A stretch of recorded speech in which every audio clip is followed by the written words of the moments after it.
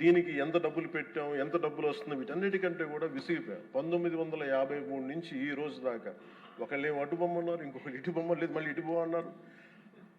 ఎవరి త్యాగాల మీద అయితే అందరికీ భాషా ప్రయుక్త రాష్ట్రాలు వచ్చినాయో, భాషా ప్రయుక్తతో నాందికి పలికిన ఆంధ్రప్రదేశ్కి ఈరోజు ఇంకా మనం కొట్టుమిట్లాడుతూ ఉన్నాం.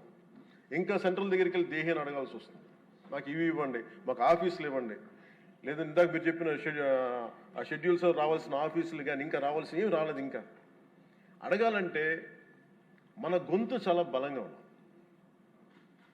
సబ్ రీజనలిజం అనే యాటిట్యూడ్ తీసేయాలి మన దగ్గర.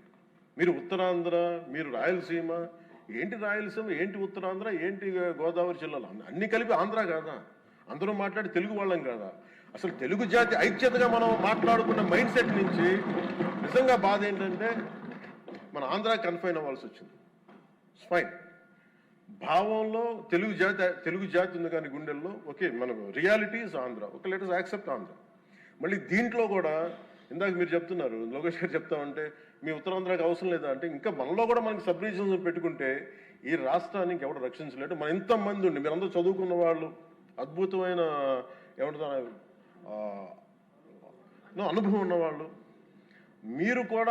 మీరు కూర్చోబెట్టి దీన్ని బలంగా ప్రజల దగ్గర తీసుకెళ్ళిపోయి ఇదంతా మంది ఒకటే నేల, ఒకటే రాష్ట్రం, ఒకటే భాష, ఒకటే జాతిని మనం బలంగా బల్లగుద్ది చెప్పకపోతే గెలుపు ఎక్కడ ఉంటుందంటే మన బలహీనత వాళ్ళ గెలుపు. అది గుర్తుపెట్టు, మన బలహీనత, మన అనైక్యత.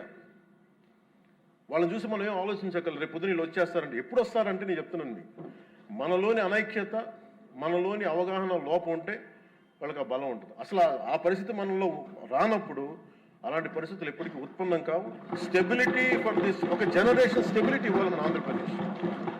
I'm committing for that. ఒక generation stability 25 to 32 years stability ఆంధ్రప్రదేశ్కి ఇవ్వాల్సిన అవసరం ఉంది.